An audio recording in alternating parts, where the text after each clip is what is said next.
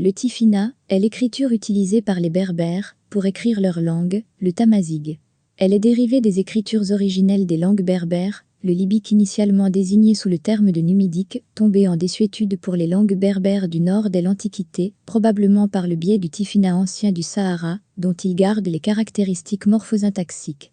Au cours des siècles, l'ère linguistique touareg, Sahara algérien, libyen, malien et nigérien est la seule à avoir conservé ce système de codification. Le tifina fait l'objet d'un intérêt particulier pour donner une codification autochtone aux langues berbères du Nord au XXe siècle. Mohan Amoukran Khelifati fait une première tentative de codification du kabyle en tifina dans les années 1930. Plus tard, il est adapté et réintroduit par le travail des militants berbéristes de l'Académie berbère, comme option d'authenticité de la pérennisation des langues berbères à l'écrit. C'est la naissance du néo-tifina. Cet alphabet modernisé est employé depuis les années 70 par les sphères militantes berbéristes. Les travaux de standardisation sont repris, au Maroc, par l'IRCAM qui publie sa version du néo-tifina en 2001 basée sur les travaux du linguiste Salem Chaker. Pour accompagner l'officialisation des langues berbères, le néo-tifina IRCAM devient l'alphabet de l'amazigh standard marocain. L'attachement au tifina tant dans la sphère touareg que dans les milieux militants le popularise, mais il se heurte à la concurrence d'autres alphabets, arabes et latins, ainsi qu'à la question de sa propre académisation, autour de ses variantes anciennes ou modernes. C'est ainsi que, paradoxalement, certaines initiatives conduisent à introduire les néo-tifina kabyles comme solution moderne chez les Touaregs. Aujourd'hui, le tifina a été adopté par le Maroc comme alphabet de l'amazigh standard marocain, langue officielle du pays depuis 2011. Le tifina s'y est généralisé et apparaît partout, institutions, rues, entreprises, télévision, produits de consommation, médicaments, etc. L'alphabet est aussi utilisé chez les Berbères du nord-ouest libyen pour écrire leur langue. L'Algérie, qui a introduit le tamazight dans la Constitution en 2002, comme langue nationale, puis l'a officialisé en 2016, hésite toujours entre le néo-tifina, l'alphabet latin et l'alphabet arabe. Cependant le tifina se généralise employé dans la signalisation ou par l'agence de presse officielle, Algérie Presse Service. Le mot tifina peut se traduire par notre écriture en tamashek et serait le pluriel du terme tafinek qui désigne les caractères d'écriture en tamashek utilisés par les Touaregs. Selon l'ethnologue Jean Servier, le mot tifina renvoie à une racine FNQ, rappelant l'alphabet phénicien. Une étymologie populaire soutient qu'il s'agit d'un mot composé de tifi, qui signifie trouvaille ou découverte en berbère, et de l'adjectif possessif neg, qui signifie notre, donnant ainsi le sens global de notre trouvaille. Le tifina descendrait du libyque, ancienne écriture libyenne, bien que son évolution exacte ne soit pas claire. Plusieurs signes libyques se retrouvent parmi les tifinas ayant la même valeur, et des formes semblables. Le domaine de l'écriture libyque s'applique au quart nord-ouest de l'Afrique et était désigné initialement sous le terme d'écriture numidique, terme tombé en désuétude au profit du mot libyque pour désigner l'ensemble des écritures proto-berbères. Certains historiens qualifient le libyque d'un emprunt à l'alphabet punique. Par ailleurs, certains ethnologues ont pu isoler au mot tafinek le singulier du mot tifina, une racine fénou fin, qui est partagée avec le mot utilisé par les Grecs pour désigner les Phéniciens. Ce dernier système d'écriture était largement utilisé dans l'Antiquité par les locuteurs de langue berbère, dans toute l'Afrique et aux îles Canaries. L'origine de l'écriture est incertaine, certains chercheurs suggérant qu'elle est influencée par l'alphabet phénicien. Les écritures libyco-berbères du Nord-Sahara et les tifinas anciens ont précédé les tifinas utilisés aujourd'hui par les Touaregs qui sont incapables de lire les tifinas anciens. Dans la culture touareg sahélienne, l'inventeur mythique du tifina est l'ancêtre Anigouran, parfois orthographié Aniguran ou appelé Amamélan, personnage connu pour sa grande intelligence et auquel sont attribuées plusieurs autres inventions. D'après Slaouti Taklit, professeur de linguistique au département de français de l'université d'Alger, certains signes de l'alphabet libyque remonteraient aux Capsiens et auraient été tout d'abord des symboles religieux qui permettaient de nommer des êtres ou des objets, car donner un nom revient à donner une réalité à ce que l'on nomme, autrement dit une seconde vie. Selon plusieurs linguistes, l'alphabet berbère ne serait pas un emprunt à l'alphabet phénicien, comme le soutient une hypothèse classique, mais proviendrait d'une émergence endogène, qui renvoie à une dynamique socio-culturelle largement interne à la société berbère, approche désormais admise par la majorité des spécialistes. Cette seconde hypothèse pose cependant plusieurs problèmes. L'usage de cet alphabet tifina est attesté par les témoignages rupestres présents dans tout le pays touareg. Au musée de Chantou de Tunis, en Tunisie, on peut voir un obélisque avec des inscriptions gravées en tifina. Il fut découvert dans le gouvernorat de Jandouba, où se trouvent les ruines du site antique au nord-ouest de la Tunisie, et qui se nommait Simitu ou Simitus, que l'on a traduit par Chantou. Cette cité datée du 5e siècle avant Jésus-Christ fut ensuite rattachée à la province d'Afrique proconsulaire à l'époque romaine.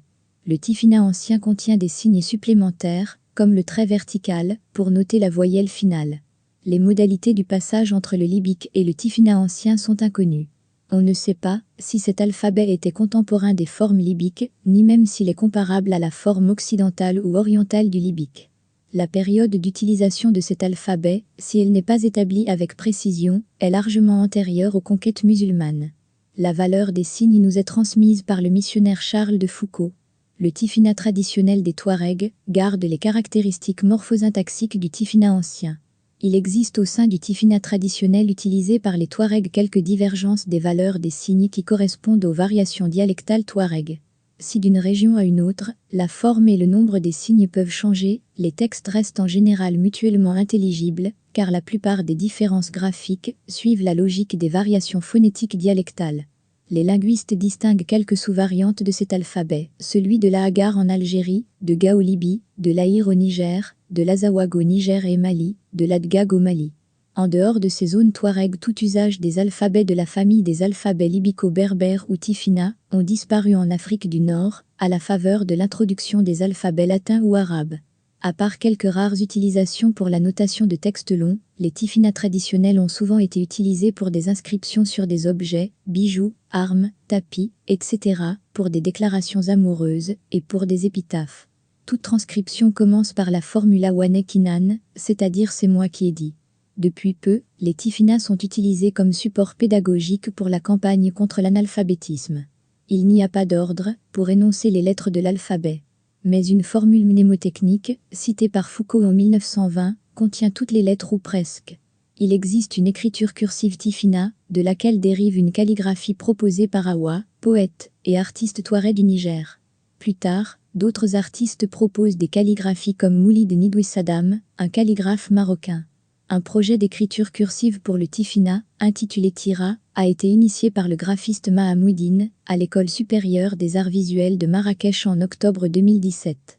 L'Institut royal de la culture amazighe travaillerait depuis les années 2000 sur l'élaboration d'une cursive du néo-Tifinagh, qu'il a développée pour l'amazigh standard marocain. L'écriture des langues berbères du Nord a été souvent l'otage de l'ethnologie coloniale, employant des descriptions phonétiques en alphabet latin. Durant les années 1930 à 1940, les travaux de Mohamed Mokrane Khelifati proposent déjà un passage du kabyle à l'écrit par le biais du Tifinagh, mais sans lendemain. Le Tifinagh et divers éléments du Touareg sont employés pour reberbériser les langues berbères du Nord. Les militants de la culture berbère font la promotion du retour à cet alphabet. À la fin des années 1960, une association culturelle, l'Académie berbère, fondée par Mohamed Arab Bessaoud. Elle effectue des travaux dans le but d'établir un alphabet standard sur la base des Tifinagh touareg, afin de le faire revivre et de pouvoir transcrire l'ensemble des variantes locales des langues berbères du Nord. Les militants berbéristes en font usage, dans les années 1970, puis 1980, notamment suite au printemps berbère. Les universitaires ne suivent pas ce mouvement et proposent soit la graphie latine ou arabe pour transcrire les langues berbères. Le Tifinagh ne s'impose que dans les années 1990, comme option incontournable, fort de son caractère authentique et indépendant des cultures étrangères. Salem Chaker, professeur à l'INALCO, proposa une révision de cet alphabet.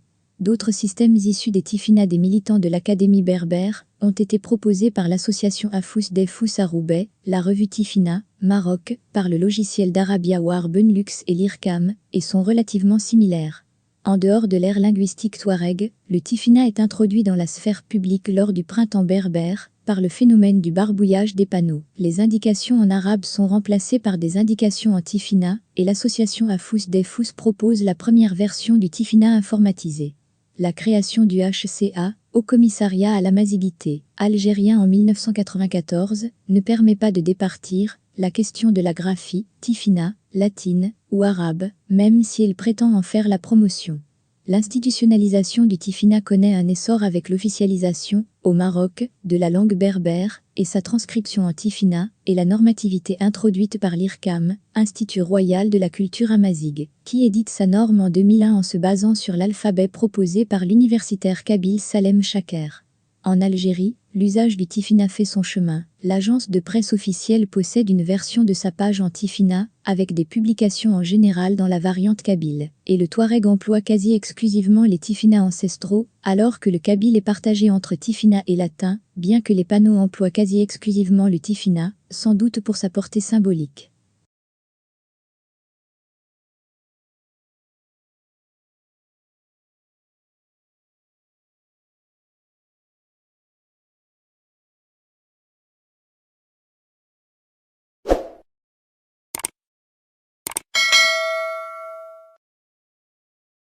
Pour soutenir mon travail et m'encourager à poursuivre cette aventure, n'oubliez pas de liker et de partager mes vidéos, de vous abonner à cette chaîne même si vous parlez parfaitement le kabyle, car plus il y aura d'abonnés et de likes, plus notre langue et notre culture sera connue. Je compte donc sur vous. Il est de notre devoir de promouvoir notre langue et notre culture pour sa survie. Merci beaucoup.